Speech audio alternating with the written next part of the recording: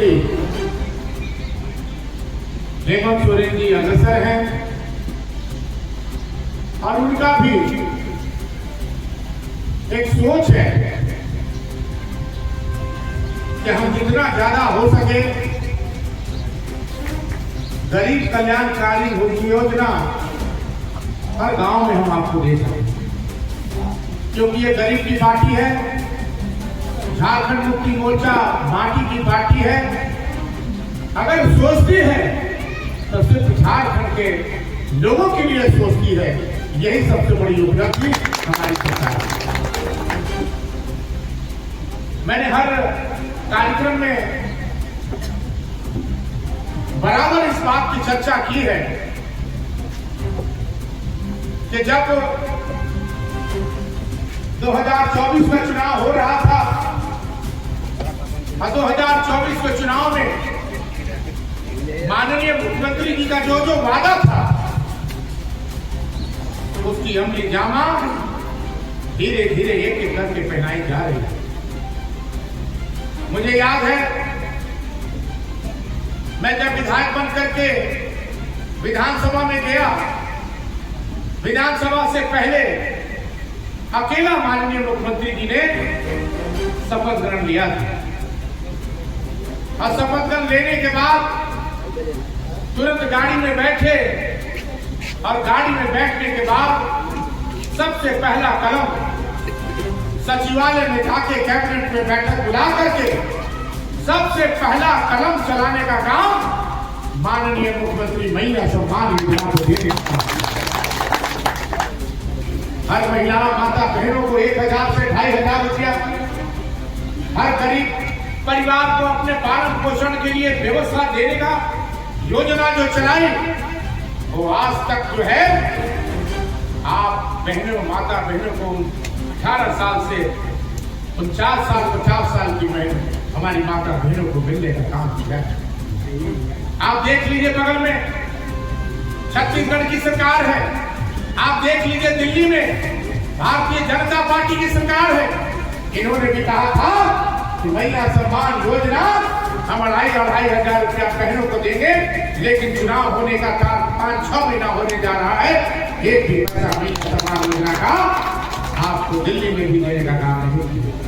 लेकिन हमारा हेमंत सोरेन इस राज्य का गौरव, इस राज्य का नौजवान मुख्यमंत्री जो कहता है वो करता है, वो करके दिखाने का काम करता है।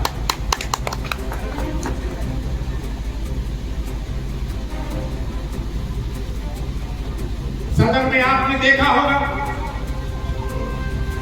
सदन में भवनाथपुर विधानसभा का कोई भी चर्चा, कोई भी विकास का कार्य जहां जिस क्षेत्र का हो, चाहे खरौंडी का हो, ढुलकी का हो, रमुना का हो, डंडई का हो, भवनाथपुर के तार का हो, चाहे आपको नगर उचारी का हो, सगमा का हो, रमना बिशुनपुरा का इलाके का हो, कोई भी ऐसा इलाका, कोई भी ऐसा प्रखंड हमने छोड़ने का काम नहीं किया।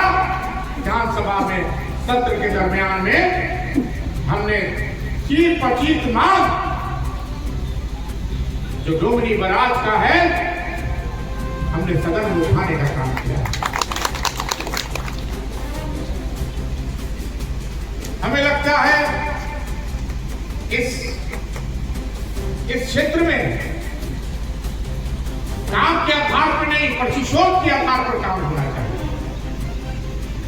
जिसका उदाहरण यहां का पूर्व विधायक प्रतिशोध की भावना थी, किया हुआ काम को बंद करवा करके डोमनी बराज को जो है कहां से कहां पहुंचाने का काम। जनता के बीच में पानी जाए, जनता के खेत में पानी रहे, सारे लोग हर किसान चाहते हैं।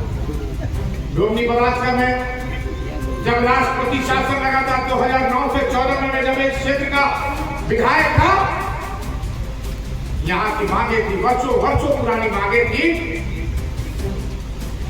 हमने जयराम रमेश तत्कालीन मंत्री जी को ला करके उसका आधारशिला रखवाने का काम किया। चुनाव का कार्य प्रारंभ हुआ, चुनाव आया, मैं चुनाव हार गया। इसके बाद क्या हुआ? अभी दीनानाथ जी भी कह रहे थे बैठा जी, उन्होंने कहा कि एक लड़की का मौत हुआ, उस मौत में मुआवजा जो है उस लड़की के परिवार को ठेकेदार के द्वारा देना पड़ा। उस समय हम विधायक नहीं थे, उस समय विधायक इस क्षेत्र के पूर्व विधायक थे। अरे सरकार काम देती है, सरकार काम कराती है और आप काम रुकवाते हैं, ठेकेदार को बाहर भिजवा देते हैं। इसलिए प्रतिशोध की भावना का जिक्र हमने किया कि सिर्फ और सिर्फ हमने अपने माध्यम से आधारशिला रख पाया था, ये आपको पसंद नहीं था, इसलिए इस काम को आपने बंद कर दिया। अब आप बताइए, पूरे झारखंड में जानता है कि भनापुर विधानसभा में कितना जमीन, 4000 एकड़ जमीन है। उस 4000 एकड़ जमीन में एशिया का सबसे बड़ा क्रेशर प्लांट किसने लगवाया? मेरे स्वर्गीय पिता भैया शंकर प्रताप देव जी के माध्यम से एशिया का सबसे बड़ा क्रेशर प्लांट खुला, आज बंद के कगार पे है। केंद्र सरकार ने नीलामी कर दिया। आज टुकड़े टुकड़े में जो है क्रेशर प्लांट जा रहा है, ट्रक का ट्रक। आंदोलन वहां के लोगों ने किया, मैं उस आंदोलन में शहीद भी हुआ। अपनी बात माननीय मुख्यमंत्री जी को भी रखने का काम किया, डीसी को भी देने का काम किया, लेकिन एक बार भी पूर्व विधायक ने कभी भी इसकी आवाज उठाने का काम नहीं किया। आप क्या चाहते हैं नौजवान कहां जाए? अरे मैं तो खुला किताब हूं, खुला किताब हूं, खुला खाता हूं। मैं जब सदन में गया तो सदन के माध्यम से मैंने आवाज उठाया कि 2014 में जो पावर प्लांट का आधारशिला रखा गया था, सरकार उसमें स्पष्टीकरण दे कि पावर प्लांट की स्थिति क्या है। आपने देखा होगा, मैंने सदन को, जब आप टेलीविजन में देख रहे होंगे, जब आप मोबाइल में देख रहे होंगे,